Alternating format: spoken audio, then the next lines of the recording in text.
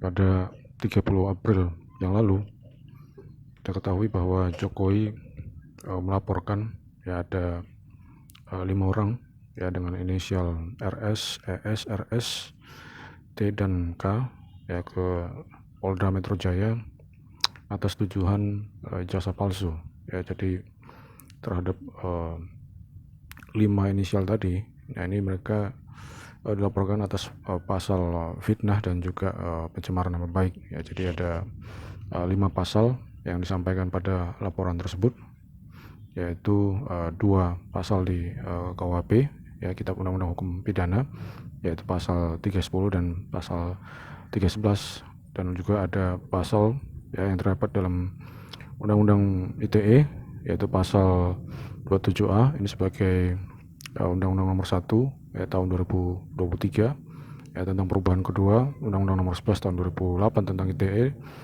Begitu juga pasal 32 dan pasal 35 ya, ini Undang-Undang ITE yang lama sebelum perubahan, yaitu Undang-Undang nomor 11 tahun 2008.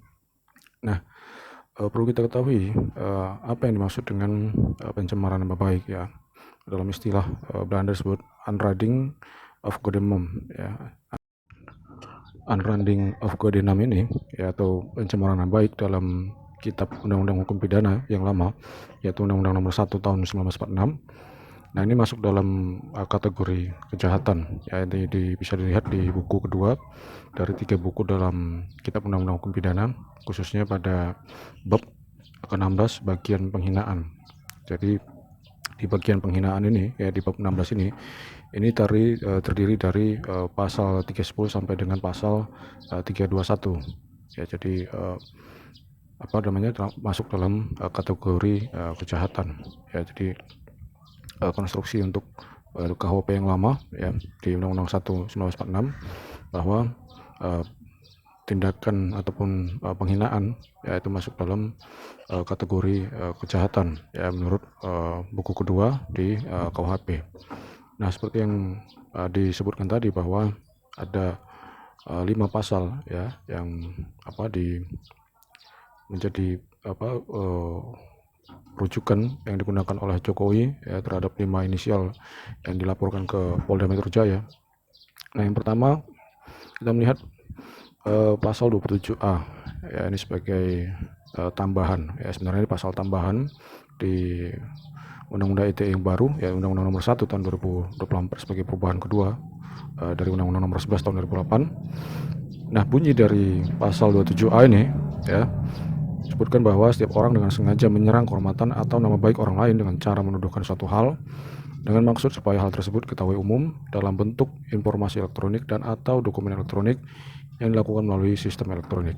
Nah, lantas dari frasa-frasa yang terdapat dalam pasal 27A ini, yaitu informasi elektronik, dokumen elektronik, dan sistem elektronik, ini juga perlu kita lihat ya, definisi yang diberikan oleh Undang-Undang ITE, yaitu Undang-Undang nomor 11 tahun 2008. Bisa kita lihat pada pasal 1 angka 1 ya, ini definisi dari informasi elektronik, yaitu satu atau sekumpulan data elektronik termasuk tetapi tidak terbatas pada tulisan, suara, gambar, peta, rancangan, foto, Electronic Data Interchange atau EDI, surat elektronik atau electronic mail, telegram, telex, telekopi atau sejenisnya, huruf, tanda, angka, kode akses, simbol, atau perforasi yang telah diolah yang memiliki arti atau dapat dipahami oleh orang yang mampu memahaminya.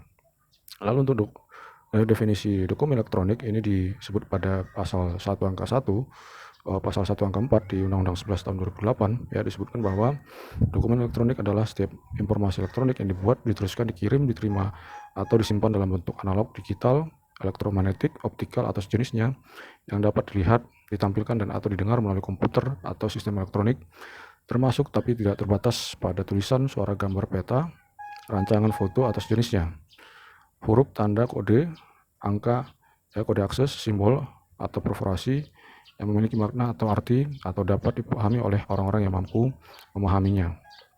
Lalu dalam definisi ya, sistem elektronik di pasal 1 angka 5 di Undang-Undang 11 tahun 2008 disebutkan bahwa sistem elektronik adalah serangkaian perangkat dan prosedur elektronik yang berfungsi mempersiapkan, mengumpulkan, mengolah, menganalisis, menyimpan, menampilkan, mengumumkan, mengirimkan dan atau menyebarkan informasi elektronik. ya. Nah, demikian definisi yang diberikan terhadap informasi elektronik, dokumen elektronik, dan sistem elektronik ya, sesuai dengan Undang-Undang Nomor 11 Tahun 2008 ya. Jika kita merujuk pada bunyi ataupun pengaturan dalam pasal 27A di Undang-Undang ITE yang baru, yaitu Undang-Undang Nomor 1 Tahun 2024. Nah, di dalam pasal 27A ini terdapat penambahan norma baru, yaitu menyerang kehormatan atau nama baik ya. Jadi ini masih terkait dengan norma yang terdapat pada pasal 310 dan juga pasal 311 di KUHP yang lama, yaitu tentang pasal mengenai penistaan dan fitnah ya. Jadi bisa kita lihat ya bagaimana penjelasan pada pasal 27A yang dimaksud dengan menyerang kehormatan atau nama baik ya, sesuai dengan penambahan norma baru tadi di Undang-Undang 1 tahun 2024, bahwa yang dimaksud dengan menyerang kehormatan atau nama baik adalah perbuatan yang merendahkan atau merusak nama baik atau harga diri orang lain sehingga merugikan orang tersebut, termasuk menista dan atau memfitnah. Nah, menista ini terdapat pada ataupun diatur pada pasal 310 KUHP, dan atau memfitnah ini diatur pada pasal 311 di KUHP. Nah, pasal 27A ini merupakan pasal tambahan ya, seperti katakan tadi bahwa 27A ini merupakan penambahan pasal ya, di antara pasal 27 dan pasal 28 dalam Undang-Undang Nomor 1 Tahun 2024 ya, tentang perubahan kedua dari Undang-Undang Nomor 11 Tahun 2008 tentang ITE. Nah, perlu juga kita lihat ya, bagaimana ketentuan pidana ya, sesuai dengan ataupun pengaturan dalam Undang-Undang Nomor 1 Tahun 2024, bahwa ketentuan pidana untuk pasal 27A ini diatur dalam pasal 45 ayat 4 ya. Nah, di pasal ini disebutkan bahwa setiap orang dengan sengaja menyerang kehormatan atau nama baik orang lain dengan cara menuduhkan suatu hal dengan maksud supaya hal tersebut ketahui umum dalam bentuk informasi elektronik dan atau dokumen elektronik yang dilakukan melalui sistem elektronik sebagaimana dimaksud dalam pasal 27A, dipidana dengan pidana penjara paling lama 2 tahun dan atau denda paling banyak 400 juta rupiah. Nah, terkait dengan pasal 27A ini ya, ini setelah dilakukan uji material. Nah, ini bisa dilihat di putusan nomor 105 PUU angka Romawi 22 tahun 2024 ini terkait uji material pasal 27A junto pasal 45 ayat 4 Undang-Undang Nomor 1 tahun 2024 tentang perubahan kedua atas Undang-Undang Nomor 11 tahun 2008 tentang ITE, bahwa di dalam pasal ini terdapat frasa suatu hal ya. Jadi bisa kita lihat dalam pasal 27A itu ya, bahwa di dalam putusan ini disebutkan bahwa frasa suatu hal tidak disertai dengan penjelasan yang lebih lanjut, sehingga frasa tersebut berpotensi menimbulkan multitafsir apabila tidak diberikan batasan normatif yang tegas. Nah, jika merujuk pada Kamus Besar Bahasa Indonesia KBBI, kata hal ini memiliki arti yang sangat umum dan beragam ya. Bisa hal itu dimaksud sebagai suatu peristiwa, keadaan, urusan, masalah, hingga tentang atau mengenai. Nah, oleh karenanya ya, di dalam putusan ini disebutkan penggunaan frasa suatu hal dalam konteks delik pencemaran nama baik dapat menimbulkan kerancuan antara perbuatan pencemaran nama baik dan penghinaan biasa. Apabila frasa tersebut ditafsirkan terlalu luas, maka akan terjadi penggabungan yang tidak proporsional antara dua bentuk perbuatan yang berbeda yang pada akhirnya menciptakan ketidakpastian hukum. Nah, sebagai pembanding ya, di pasal 27 ayat 1 ini sebagai perubahan pertama ataupun perubahan terhadap Undang-Undang Nomor 11 tahun 2008 yaitu Undang-Undang Nomor 19 tahun 2016, disebutkan bahwa di dalam pasal pertama angka 4 ya, ketentuan pasal 27 tetap dengan perubahan penjelasan ayat 1, ayat 3 dan ayat 4, sehingga penjelasan pasal 27 menjadi sebagaimana ditetapkan dalam penjelasan pasal demi pasal undang-undang ini. Nah, penjelasan dalam pasal 27 ayat 1 di Undang-Undang 19 tahun 2016 tentang perubahan atas Undang-Undang Nomor 11 tahun 2008 tentang ITE, yang dimaksud dengan mendistribusikan adalah mengirimkan dan atau menyebarkan informasi elektronik dan atau dokumen elektronik kepada banyak orang atau berbagai pihak melalui sistem elektronik. Lalu untuk definisi mentransmisikan, disebutkan bahwa mengirimkan informasi elektronik dan atau dokumen elektronik yang ditujukan kepada satu pihak lain melalui sistem elektronik. Dan untuk definisi membuat dapat diakses adalah semua perbuatan lain selain mendistribusikan dan mentransmisikan melalui sistem elektronik yang menyebabkan informasi elektronik dan atau dokumen elektronik dapat diketahui pihak lain atau publik. Nah, untuk penjelasan ya, di dalam pasal 27 ayat 3, ketentuan pada ayat ini mengacu pada ketentuan pencemaran nama baik dan atau fitnah yang diatur dalam Kitab Undang-Undang Hukum Pidana atau KUHP lama, yaitu pasal 310 dan pasal 311. Nah, ini juga di Undang-Undang KUHP yang baru, yaitu Undang-Undang Nomor 1 tahun 2023, terdapat pada ataupun diatur pada pasal 433 dan pasal 434 ya. Nah, jadi untuk pasal 310 di KUHP yang baru itu diatur dalam pasal 433, dan untuk pasal 311 di KUHP yang baru yaitu diatur di dalam pasal 434. Nah, untuk ketentuan pidana pada pasal 27 ayat 3 di Undang-Undang 19 tahun 2016 ini diatur pada pasal 45 ayat 3. Nah, disebutkan bahwa setiap orang yang dengan sengaja dan tanpa hak mendistribusikan dan atau mentransmisikan dan atau membuat dapat diaksesnya informasi elektronik dan atau dokumen elektronik yang memiliki muatan penghinaan dan atau pencemaran nama baik sebagaimana dimaksud dalam pasal 27 ayat 3 dipidana dengan pidana penjara paling lama 4 tahun dan atau berdenda paling banyak 750 juta rupiah. Nah, perlu kita lihat juga bagaimana objek hukum dari kejahatan yang dikategorikan sebagai penghinaan. Nah, di sini terdapat dua ya yang bisa kita lihat dalam objek hukum kejahatan yang dikategorikan sebagai penghinaan, yaitu adalah kehormatan atau AR dan juga nama baik ya atau gedenam. Nah, di dalam undang-undang itu tidak memberikan keterangan apapun tentang istilah penghinaan atau beledigging ya sebagai kualifikasi dari kejahatan yang terdapat dalam bab 16 dari buku kedua KUHP yang lama. Nah, sehingga penghinaan atau tindak pidana penghinaan ya beledigging ini dibentuk oleh pembentuk undang-undang ya, baik yang bersifat umum maupun yang bersifat khusus, dan ini ditujukan untuk memberikan perlindungan bagi kepentingan umum mengenai rasa semacam ini. Nah, di dalam undang-undang ITE ya, undang-undang ITE yang lama yaitu Undang-Undang Nomor 11 tahun 2008 terdapat 19 bentuk tindak pidana yang diatur dalam pasal 27 hingga pasal 37. Nah, salah satunya adalah tindak pidana penghinaan khusus. Ini diatur di pasal 27 ayat 3. Nah, jika kita lihat ya di pasal 27 ayat 3 ini di Undang-Undang ITE yang lama, Undang-Undang Nomor 11 tahun 2008. Nah, pasal penghinaan atau pencemaran baik dalam Undang-Undang ITE ini ya, ini diatur di pasal 27 ayat 3 yang berbunyi setiap orang dengan sengaja dan tanpa hak mendistribusikan dan atau mentransmisikan dan atau membuat dapat diaksesnya informasi elektronik dan atau dokumen elektronik yang memiliki muatan penghinaan dan atau pencemaran nama baik. Nah, pada bagian penjelasan ya, untuk penjelasan pada pasal 27 ayat 3 ini ya hanya menyebutkan cukup jelas ya, tanpa memberikan penjelasan terhadap norma-norma terhadap unsur-unsur ataupun norma-norma yang terdapat pada ayat pasal 27 ayat 3 ini. Nah, untuk ketentuan pidana ya dari pasal 27 ayat 3 di Undang-Undang ITE yang lama, Undang-Undang Nomor 11 tahun 2008 ini diatur pada pasal 45 ya. Nah, di dalam pasal 45 ini disebutkan bahwa setiap orang yang memenuhi unsur sebagaimana dimaksud pada pasal 27 ayat 1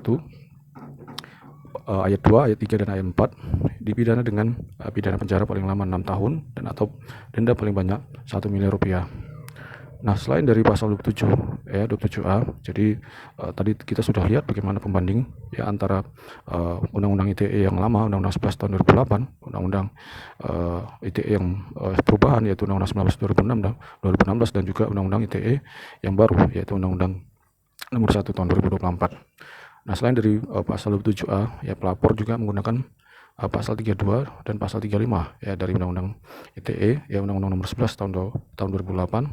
Nah, bunyi dari pasal 32 ini terdiri dari 3 ayat. Di ayat pertama ya, ayat 1 itu setiap orang dengan sengaja dan tanpa hak atau melawan hukum dengan cara apapun mengubah, menambah, mengurangi, melakukan transmisi, merusak, menghilangkan, memindahkan, menyembunyikan suatu informasi elektronik dan atau dokumen elektronik milik orang lain atau milik publik. Di ayat 2 setiap orang dengan sengaja dan tanpa hak atau melawan hukum dengan cara apapun memindahkan atau mentransfer informasi elektronik atau dokumen elektronik kepada sistem elektronik orang lain yang tidak berhak. Di ayat ketiga terhadap perbuatan sebagaimana dimaksud pada ayat 1 yang mengakibatkan terbukanya suatu informasi elektronik dan atau dokumen elektronik yang bersifat rahasia menjadi dapat diakses oleh publik dengan keutuhan data yang tidak sebagaimana mestinya. Nah, untuk ketentuan pidana ya dari pasal 32 ini diatur pada pasal 48. Jadi untuk pasal 32 ayat 1 ini dipidana dengan pidana penjara paling lama 8 tahun dan atau denda paling banyak 2 miliar rupiah. Nah, untuk pasal 32 ayat 2 ini pidana penjara paling lama 9 tahun atau denda ya paling banyak 3 miliar rupiah. Dan untuk pasal 32 ayat 3 ya, ini dipidana dengan pidana penjara paling lama 10 tahun dan atau denda paling banyak 5 miliar rupiah. Ya, nah untuk pasal 35 di Undang-Undang 11 2008 ini bunyinya adalah setiap orang dengan sengaja dan tanpa hak atau melawan hukum melakukan manipulasi, penciptaan, perubahan, penghilangan, pengerusakan informasi elektronik dan atau dokumen elektronik dengan tujuan agar informasi elektronik tersebut dianggap seolah-olah data yang otentik. Nah, ketentuan pidana dari pasal 35 ini diatur di pasal 51 ayat 1 ya di Undang-Undang Nomor 11 tahun 2008 bahwa ketentuan pidana yang disebutkan di sini adalah pidana penjara paling lama 12 tahun dan atau denda paling banyak 12 miliar rupiah. Nah, untuk penjelasan terhadap pasal 35 dan pasal 32 di Undang-Undang Nomor 11 tahun 2008 ini hanya disebutkan cukup jelas ya. Nah, syarat untuk ketuduhan ya dapat dianggap fitnah. Nah, ini kita bisa lihat bagaimana konstruksi hukum. Nah, ini harus memberikan unsur-unsur yang terdapat pada pasal 311 di KUHP yang lama. Nah, kalau untuk KUHP yang baru itu ya Undang-Undang Nomor 1 tahun 2023 itu diatur dalam pasal 434 ya. Nah, di KUHP yang lama di pasal 311 disebutkan bahwa jika yang melakukan kejahatan pencemaran atau pencemaran tertulis dibolehkan untuk membuktikan apa yang dituduhkan itu benar, ya, tidak membuktikannya dan tuduhan dilakukan bertentangan dengan apa yang diketahui, maka dia diancam melakukan fitnah dengan pidana penjara paling lama 4 tahun.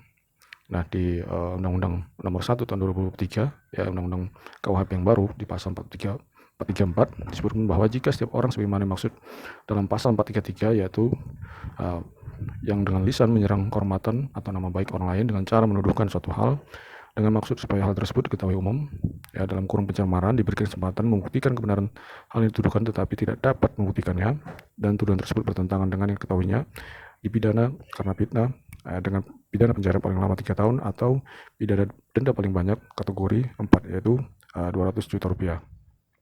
Nah, jika dibandingkan antara kejahatan memfitnah atau biasa disebut laster dan kejahatan menista yaitu smut ya atau penghinaan pencemaran nama baik, maka perbedaan tersebut itu terletak pada ancaman hukumannya. Ya, jadi perbedaan pidana yang dikenakan. Namun demikian pada intinya kejahatan memfitnah ini juga termasuk pada kejahatan pencemaran nama baik. Ya, jadi biasanya kedua hal tersebut disandingkan gitu ya. Nah, hanya saja memfitnah ini mempunyai unsur-unsur yang bisa kita ketahui ya ada beberapa unsurnya. Yang pertama adalah yang dalam kategori memfitnah yaitu seseorang melakukan kejahatan menista atau smut atau menista dengan tulisan. Yang kedua, apabila orang yang melakukan kejahatan tersebut diberikan kesempatan untuk membuktikan kebenaran dari tuduhannya ya.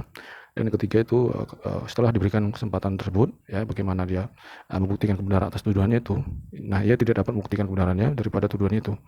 Lalu yang keempat, melakukan tuduhan itu dengan sengaja walaupun diketahui tidak benar. Nah, jadi keempat unsur ini harus terpenuhi ya jika memang kategori untuk disebut sebagai menfitnah.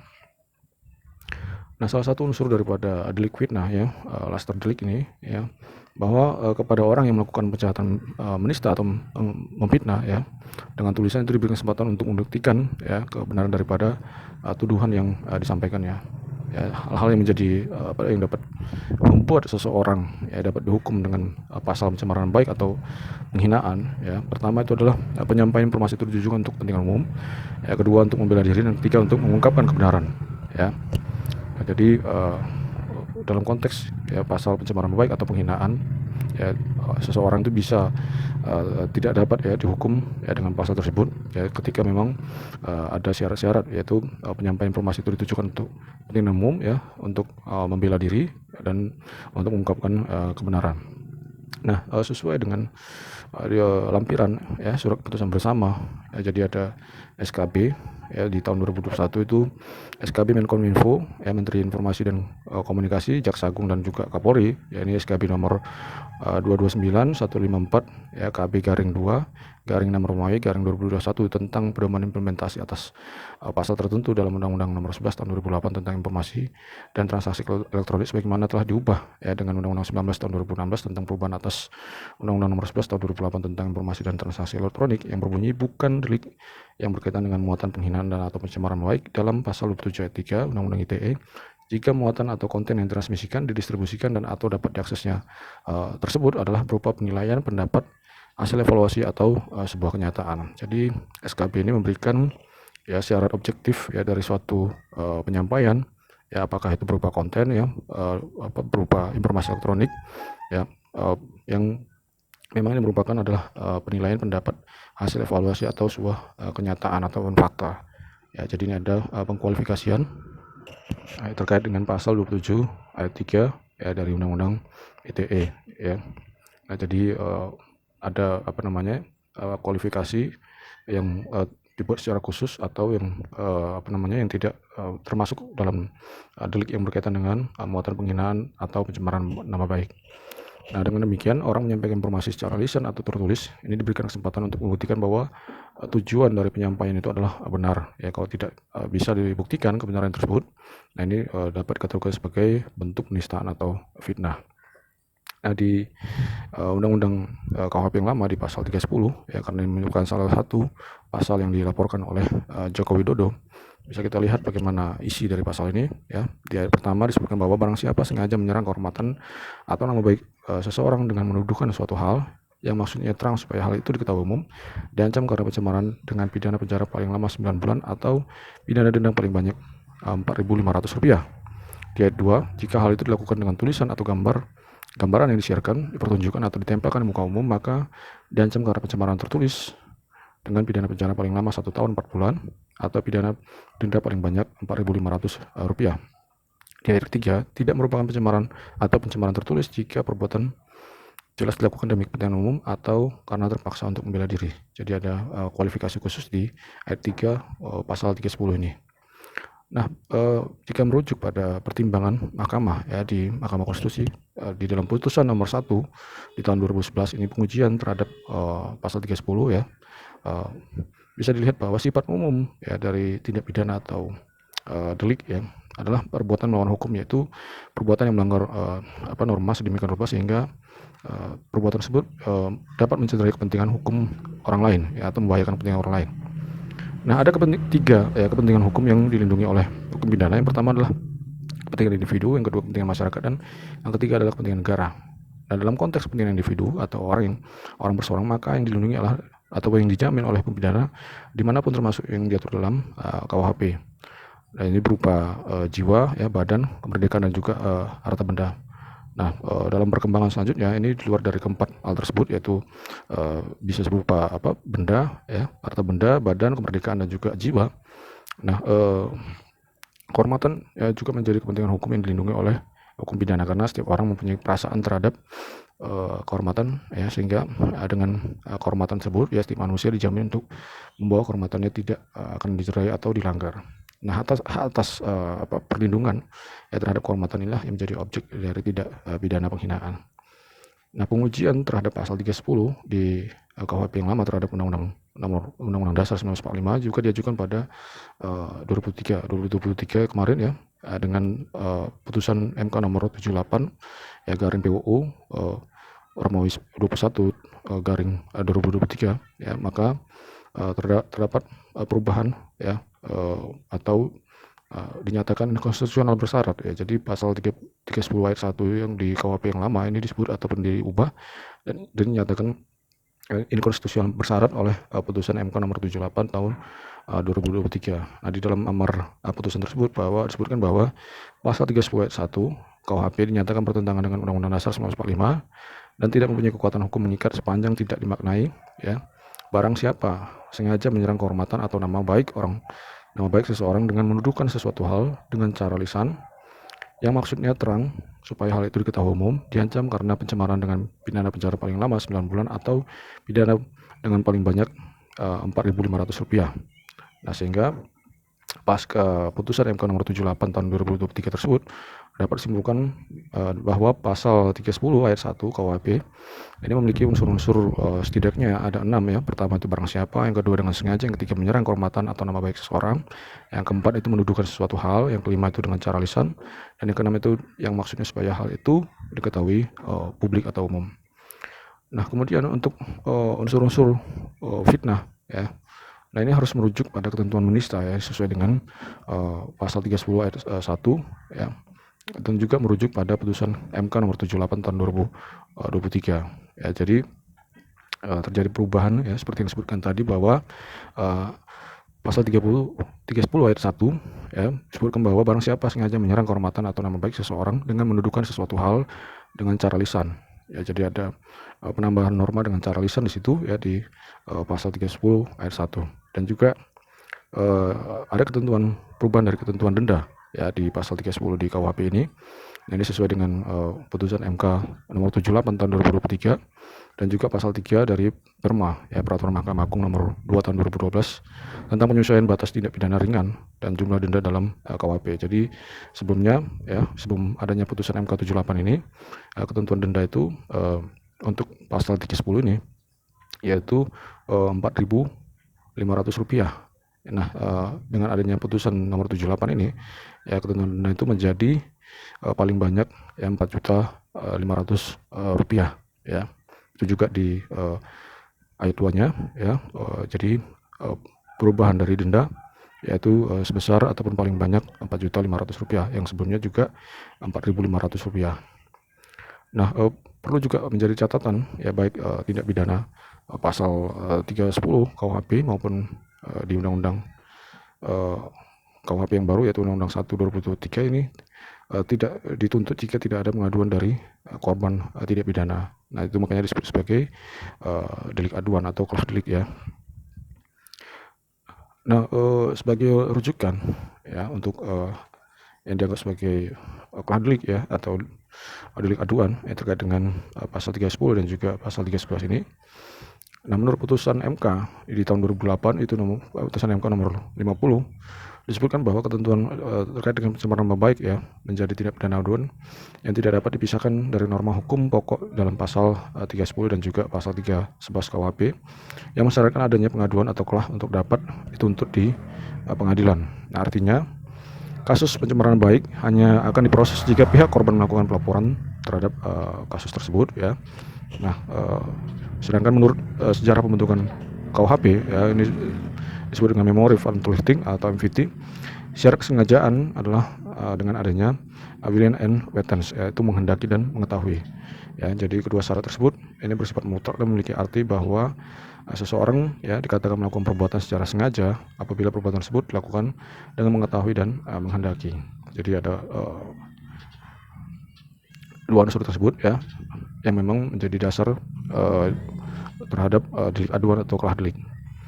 Nah, sebagai pembanding, ya, terhadap posisi secara konstitusional, ya, adanya jaminan konstitusional terhadap kebebasan berekspresi, ya, bahwa bagaimana kita melihat satu ekspresi, ya, satu pendapat ataupun satu evaluasi, ya, terhadap seseorang, ya, ini bisa kita lihat bagaimana Undang-Undang Dasar 1945 yang memberikan jaminan kebebasan berekspresi, ya, terhadap seseorang. Ini di pasal 28E ayat 2 yang menyatakan bahwa setiap orang berhak atas kebebasan, ya, meyakini kepercayaan, menyatakan pikiran dan sikap sesuai dengan hati nuraninya. Ya, jadi di sini disebutkan ada frasa menyatakan pikiran dan sikap, ya, di pasal 24E ayat 2 di Undang-Undang Dasar 1945. Nah, jaminan konstitusional ini dielaborasi lebih jauh, ya, dalam Undang-Undang Hak Asasi Manusia yaitu Undang-Undang Nomor 39 tahun 1999, ya, bahwa setiap orang bebas mempunyai mengeluarkan dan menyebarluaskan pendapat sesuai dengan hati nuraninya secara lisan atau tulisan melalui media cetak maupun media cetak elektronik, ya, dengan memperhatikan nilai-nilai agama, kesusilaan, ketertiban, kepentingan umum dan keutuhan bangsa. Nah, jadi menurut catatan dari Amnesty International Indonesia, ya, selama ataupun sepanjang dari tahun 2019 sampai 2024, ya, setidaknya terdapat 530 kasus, ya, yang yang dalam konteks kriminalisasi kebebasan berekspresi yang dijerat dengan Undang-Undang ITE. Ya, jadi ya, pelaku didominasi dari 258 kasus ini terdapat ada 271 korban dan dari laporan pemerintah daerah itu dari 63 kasus, ya, ada 68 korban. Sebagai referensi, ya, dalam melihat ketentuan dari pasal 27A di Undang-Undang Nomor 1 tahun 2024, ya, dalam putusan MK nomor 105, ya, di tahun 2024, ya, yang diputuskan pada beberapa waktu yang lalu, bahwa menurut Mahkamah, ya, menurut MK, ya, frasa yang terdapat pada pasal 27A ini, ya, yaitu frasa suatu hal ini berkaitan dengan cara mendudukan suatu hal dengan maksud supaya hal tersebut diketahui secara umum. Nah, norma tersebut mengatur tentang larangan perbuatan menyerang kehormatan atau nama baik orang lain, ya, dengan mendudukan suatu hal melalui sistem elektronik. Jadi ada 3, ya, frasa yang menjadi problem, ya, dalam pasal 27A Undang-Undang Nomor 1 tahun 2024 ini. Yang pertama itu frasa suatu hal, yang kedua itu adalah orang lain, ya, dan yang ketiga itu mendudukan suatu hal.